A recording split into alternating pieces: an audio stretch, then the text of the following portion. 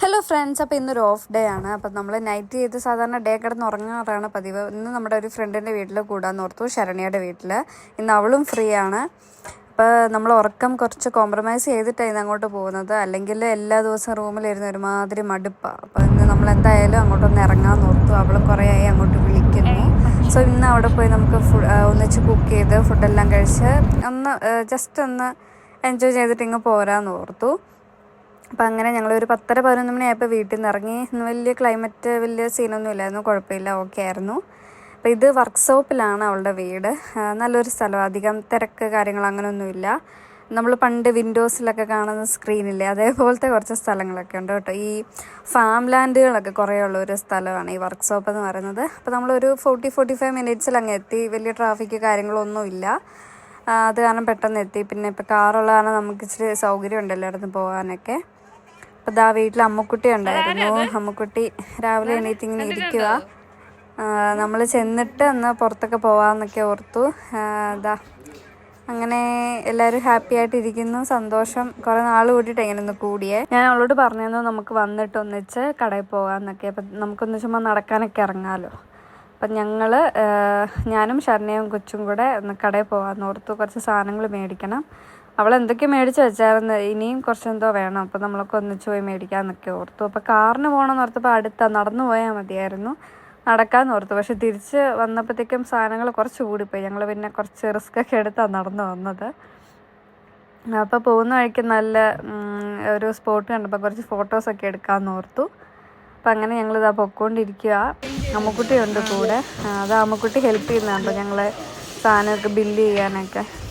മിടുക്കി കുട്ടിയാണ്. അപ്പോൾ അവളുടെ മമ്മീനെ ഹെൽപ്പ് ചെയ്തുകൊണ്ടിരിക്കുക.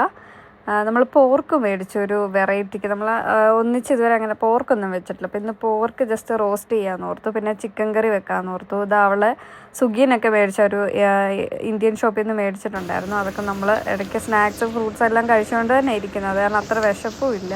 ഇതാണ് ഇന്നത്തെ ഷെഫ്, മാസ്റ്റർ ഷെഫ്.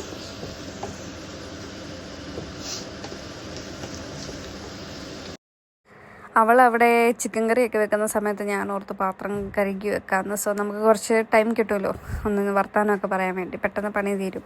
പിന്നെ ഇവിടുത്തെ എനിക്ക് ഏറ്റവും ഇഷ്ടം എന്താ ഇവിടുത്തെ മുറ്റം കേട്ടോ. ഇപ്പോൾ സമ്മറൊക്കെ ആണെങ്കിലും നമുക്ക് ജസ്റ്റ് ഒന്ന് പുറത്തിറങ്ങി എന്തെങ്കിലുമൊക്കെ ചെയ്യാനൊക്കെ പറ്റും. ഇവിടുത്തെ ഈ ചില അക്കോമഡേഷനിലൊന്നും അങ്ങനത്തെ ഒരു സംഭവം കാണത്തില്ല. ഇതാ നമ്മുടെ റൈസ് റെഡി ആയിക്കൊണ്ടിരിക്കുന്നു. അവൾ ചിക്കൻ കറി വെച്ചു. പോർക്ക് ഇതാ നല്ല റോസ്റ്റ് ആയിട്ടുണ്ട്, ഫ്രൈ പോലെ ആയിട്ടുണ്ട്. പിന്നെ റൈസ് കുറച്ച് സ്റ്റിക്കി റൈസ് ആയിരുന്നു, അത് കാരണം ഒന്നിങ്ങനെ കട്ട പിടിക്കുന്ന ഒരു ടൈപ്പായിരുന്നു. എന്നാലും കുഴപ്പമില്ല, എല്ലാം സെറ്റായി. നമ്മളല്ലേ ഉള്ളൂ, നമുക്കിതൊക്കെ തന്നെ ധാരാളം.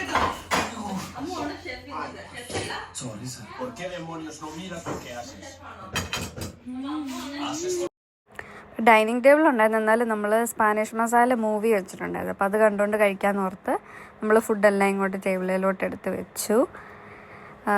അങ്ങനെ ഓരോ പരിപാടിയായിട്ട് നടന്നുകൊണ്ടിരിക്കുന്നു. ഫുഡ് ഇപ്പം എനിക്ക് തോന്നുന്നു 2-3 മണിയായി നമ്മൾ കഴിച്ചപ്പോൾ. എന്നാലും ആർക്കും വിശപ്പൊന്നും ഇല്ലായിരുന്നു. എല്ലാവരും ഇടയ്ക്കിടയ്ക്ക് ഫ്രൂട്ട്സും ഓരോ സ്നാക്സൊക്കെ കഴിച്ചുകൊണ്ടായിരുന്നത്. ഞാൻ പറഞ്ഞില്ലേ, കുറച്ച് സ്റ്റിക്കി റൈസ് ആയിരുന്നു, എന്നാലും കുഴപ്പമില്ല, നമ്മളെല്ലാവരും കഴിച്ചു.